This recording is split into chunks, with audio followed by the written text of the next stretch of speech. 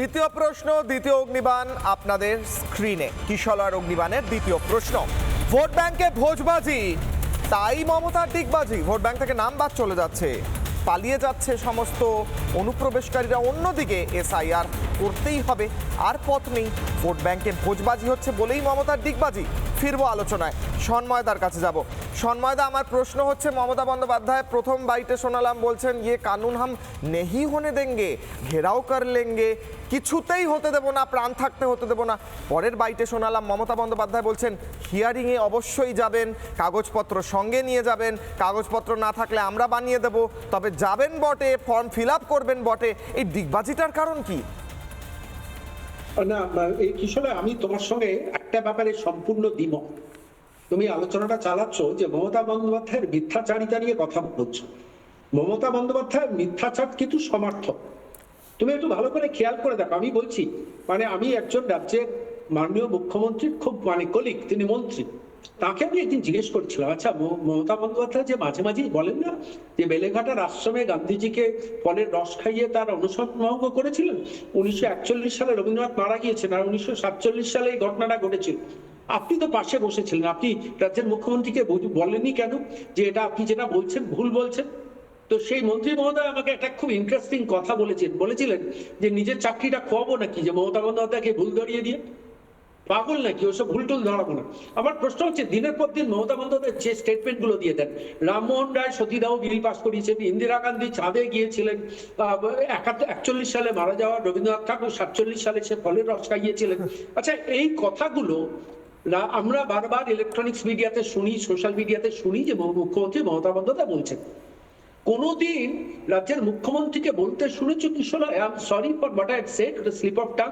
বলেননি। তার কারণ ওই যে দেবাশিস দা যে কথাটা বলছিলেন না, যে অ্যাটিটিউড অফ দ্য বিহেভিয়ার একটা পার্টিকুলার টার্ম ব্যবহার করছেন, আমি ওটা রাজ্যের মুখ্যমন্ত্রী যেহেতু মহিলা তার সম্বন্ধে ব্যবহার করতে চাইছি না। প্রশ্নটা হচ্ছে, রাজ্যের মুখ্যমন্ত্রী কিন্তু কনসাসলি জানেন যে তিনি মিথ্যা বলছেন, তিনি ভুল বলছেন, এবং যেটা বলেছেন সেটাকে তিনি এস্টাবলিশ করাবেন। তার কারণ তার যে ভোট ব্যাংকটা, এই ভোট ব্যাংকটা যাহা বলিয়াছি তাহাই সত্য, অন্য কিছু সত্য নয়, এইভাবে চালাচ্ছে। আমি একটু খেয়াল করে দেখো, আমি কিশোরে তোমাকে পয়েন্ট আউট করাচ্ছি। গতকাল কৃষ্ণনগরে, গতকাল না গত পরশু, গতকালই বোধহয়, কৃষ্ণনগরে গতকাল কৃষ্ণনগরে মুখ্যমন্ত্রী মমতা বন্দ্যোপাধ্যায় একটা সভা করলেন। আচ্ছা, বেসিক মানুষের কি এক্সপেকটেশন ছিল যে শেখ শাহজাহানের যে ঘটনাটা ঘটেছে আজকে সন্দেশখালীর ওখানে, সেইটা নিয়ে অন্তত একটা মন্তব্য করবেন, একটা শব্দবন্ধ ব্যবহার করবেন? করেননি। কারণ উনি কনসাসলি জানেন যে ওর ড্রব্যাকটা কোন জায়গাটা, ওর পিছিয়ে থাকার জায়গাটা কোন জায়গাটা, এবং যেখানটা পিছিয়ে থাকার জায়গা সেটাকে ঘোরানোর জন্য অন্যদিকে ইস্যুগুলোকে ডাইভার্ট করে দেবে। আর ওর যে ভোট ব্যাংকটা দিনের বছরের পর বছর তৈরি করেছেন, সেটা মৃত মানুষ ভোট ব্যাংক হয়েছে, ওপার বাংলায় থেকে চলে আসা মানুষজন তারা ভোট ব্যাংক হয়েছে, বিভিন্ন ধরনের ভোট ব্যাংক তৈরি করেছে। এই ভোট ব্যাংকের ডিপেন্ডেন্স অন দ্য গভর্নেন্স, অর্থাৎ এই রাজ্য সরকারের ওপর তাদের নির্ভরতা, সে লক্ষ্মীর ভান্ডার হোক কি কন্যাশ্রী হোক কিছু হোক, তার জন্য তারা মুচকি হাসেন চায়ের দোকানে বসে, কিন্তু দিনের শেষে তৃণমূল কংগ্রেসকে ভোটটা দেন, যেন যে রাজ্যের মুখ্যমন্ত্রী মমতা বন্দ্যোপাধ্যায় এ রাজ্যের সর্বনাশ করছেন। কিন্তু তা সত্ত্বেও শবনমদির মতো কোয়ালিফাইড এডুকেটেড লয়াররা তারা মমতা বন্দ্যোপাধ্যায়ের হয়ে এসে ইলেকট্রনিক্স মাধ্যমে কথা বলেন। তার কারণটা বেসিক্যালি এটাও এক ধরনের না বেনিফিশিয়ারি পলিটিক্স পশ্চিমবঙ্গে মমতা বন্দ্যোপাধ্যায় গড়ে তুলেছেন, যেটা তার ভোট ব্যাংকে এনহ্যান্স করেছে। কিন্তু এবারে এই এসআইআরটা আমি তোমাকে বলছি কিশোর, এই এসআইআরটা কিন্তু ভিতটা আলটিমেটলি নাড়িয়ে দিচ্ছে। এখন অলরেডি 58 লক্ষ 58 lakhs বাদ গেছে। তো মমতা বন্দ্যোপাধ্যায়ের দলবল যদি ফলস ম্যাপিং আর ফলস প্রজেনি ম্যাপিং না করতেন, ফলস সার্টিফিকেট গুলো ইস্যু গুলো না করতেন, তাহলে কিন্তু এই সংখ্যাটা 1 কোটি চলে যেত। আমি ফলস ম্যাপিং করছে, ফলস ভোটিং করছে, আমরা শিক্ষিত যারা সমাজে তারা করছে, 100 বার করব মমতাদির সাপোর্ট, মমতাদির সমর্থন আমরা 100 বার করব। কেন?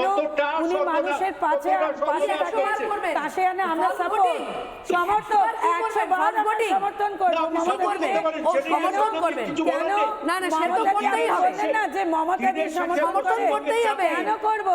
যে উনি পাশে থাকেন মানুষের সরকার। আর বলবেন না যেভাবে, কি বলবেন না, আর মা মাটি বলবেন না, সমাজে উনি করেছেন, আর মা মাটি বলবেন না, বাংলার মানুষের কাছে মা মাটি পরিষ্কার হয়ে গেছে, মা মাটি কিছু পরিষ্কার হয়ে গেছে আপনাদের কথা, বুঝলেন? মা মানে গোটা পশ্চিমবঙ্গে মহিলারা যেভাবে নিগৃহীত হয়েছে এই তৃণমূল কংগ্রেসের আমলে, মমতা ব্যানার্জির রাজত্বে মহিলারা যেভাবে নিগৃহীত, যেভাবে বাস্ট্রিট থেকে গত কিছুদিন আগে আসি। 14 বছরের একটা বাচ্চা মেয়ে, বেশ তাতে আর মা দেবাশিস দা, মাটির হ্যাঁ কথা আসি নেই। আসি স্বপনদা। নানা ধরনের কন্টেন্ট দেখার জন্য লাইক করুন, শেয়ার করুন আমাদের ফেসবুক পেজ, সাবস্ক্রাইব করুন আমাদের ইউটিউব চ্যানেল। পাশাপাশি অন্যান্য ব্রেকিং নিউজের জন্য অবশ্যই চোখ রাখুন রিপাবলিক বাংলায়।